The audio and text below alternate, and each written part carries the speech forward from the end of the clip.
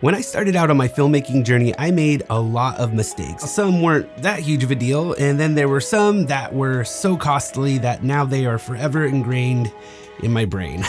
There's a lot to learn in the world of filmmaking and a lot to think through on set. So I just thought I would share a few of the mistakes that I've made in the past in hopes that it will help you on your next film project. Hey, what's happening everyone? My name is Ryan, and today I'm gonna share with you 5 common filmmaking mistakes and how you can avoid them.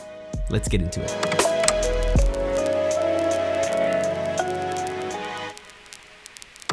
All of the mistakes that we're gonna talk about today aren't just for beginner filmmakers. As a matter of fact, I've seen a lot of these mistakes being done at the pro level, including myself. And as a matter of fact, the only reason why I could even give this advice is because I've made all of the mistakes on the list. So I just wanna encourage you that mistakes are okay. And really, it's the only way to master any craft. But I'm hoping that in this video, we'll be able to help you to catch and avoid some of these mistakes to hopefully help you to make the best film possible. Okay, so let's dive in. Number 1 is just simply not starting. Now, this could be your journey in filmmaking or just a single project altogether. It really is the number 1 thing that holds a lot of aspiring filmmakers back. Most of this is rooted in the fear of failure. What will people say? Are they gonna rip it apart? But like we just established earlier in the video, mistakes are what help us to grow. It's hard to put yourself out there, but it's definitely worse to never start at all. And honestly, if you're not starting, you're not accomplishing anything. A simple solution to this is just simply start. Start that project that you've been wanting to work on for years. Start the first draft of your script and then show it to some people, get some feedback, and then start on the second draft or the third draft. In my opinion, the best experience is failed experience or just experience in general. Go out and try something. And sometimes it's gonna work and sometimes it won't. And that's okay. This is an opportunity for us to really look at the project as a whole and everything that we did and see what we can learn to make a better film the next time. Just make something, finish it, analyze how you could do better the next time, and then just repeat the process. I promise in due time, you'll start to reach your goals as a filmmaker before you know it, but more importantly, you're gonna enjoy the journey, experiences, and the friendships you've made along the way. And number 2 is audio over visuals. And you probably heard this a lot before, and if you've been following the channel for some time, you've probably heard me say this a lot, but that audio is 50% of your viewer's experience. Think about the last time you watched something and you couldn't bear to listen to the audio. Most likely, you probably skipped that video and moved on to the next. Because at this point, the visuals and even the story don't matter anymore. All you can focus on is that audio. So you stop watching and you move on to the next thing. The best solution for this is just to invest in quality audio gear and invest in the knowledge of how to use this gear. Now, that doesn't mean that you have to go out and buy the most expensive audio gear on the market. There are plenty of options out there that I even use that I love that won't break the bank. As a matter of fact, the mic I'm using right now in this talking head, this is the mic I use for most of my projects, and I am 100% happy with the way this sounds. Now, I talk about this mic as well as some other gear that I use quite often on the channel, so I won't go deep into that, but here is what I like to carry around with me for the most part. One is a shotgun, something that can be directional and used for most talking heads, interviews, and things like that. I also like to carry around wireless lavalier systems because you never know when you're gonna need them, especially in documentary filmmaking where your subject is running around and you're trying to follow them. You wanna keep them mic'd up and make sure that their audio is crisp and clear. I also like to carry around a field monitor. This is gonna allow me to capture Foley when I need it for sound effects and things like narrative films and documentary films, and also is what helps me capture great audio. I just sync it with my video and we're off to the races. I will leave a list of the audio gear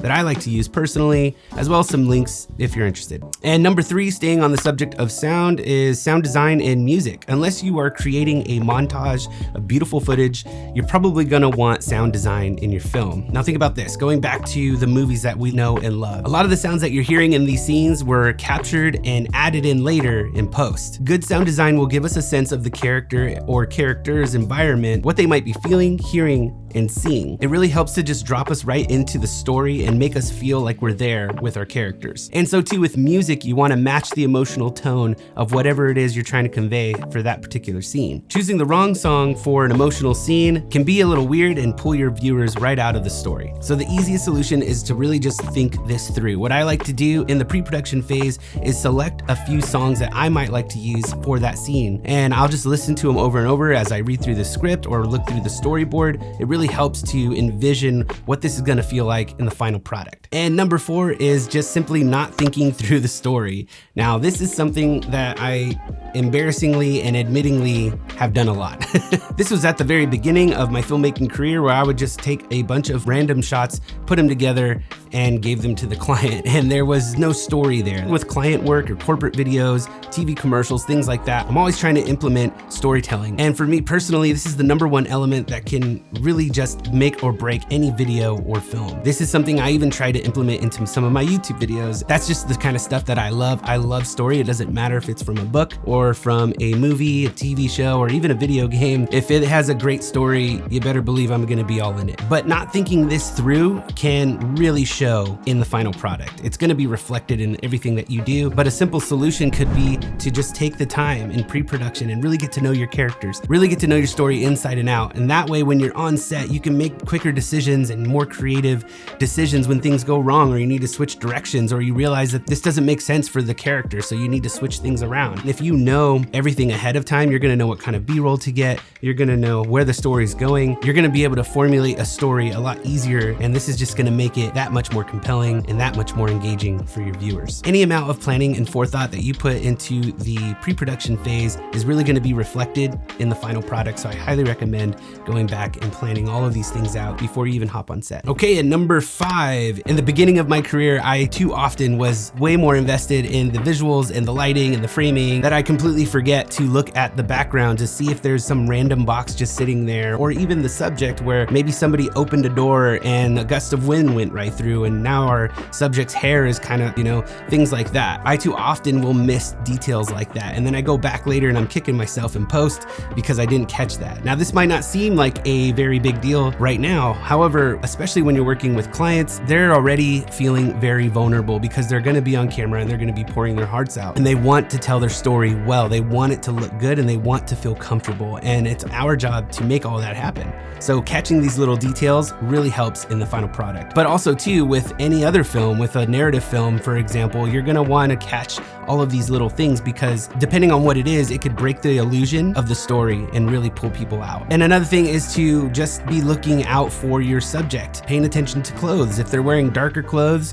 try not to put them on a darker background. Or if that is the case and that's your only option, then lighting up that background to kind of separate them a little bit, kind of like what I'm doing here. There are so many different things to work through and think about while you're on set, and these are things that I'm constantly thinking through. I do have a lot of help now. I have one particular person that's thinking through that kind of stuff all the time, but this is something I definitely struggled with at the beginning of my career. Of course, there are so many more mistakes that I've made personally. Maybe we'll do a part 2 if you're interested. But again, all the mistakes on this list, all of us have made at one time or another, and I've seen this at all different levels. I just want to encourage you, keep going, make mistakes, but also find opportunities to learn from these mistakes, because really this is what's gonna make you a great filmmaker. But I'm curious to know, what are some of the biggest mistakes that you've made as a filmmaker, and have you made any of the mistakes that we had on our list? It's really encouraging to share our experiences, so let me know in the comments down below. I love hearing from you guys. Well, that's gonna do it for this one. Thank you guys so much for joining me on this video. If you like this video, or you learned something, or you're feeling encouraged or inspired, please click the like button down below.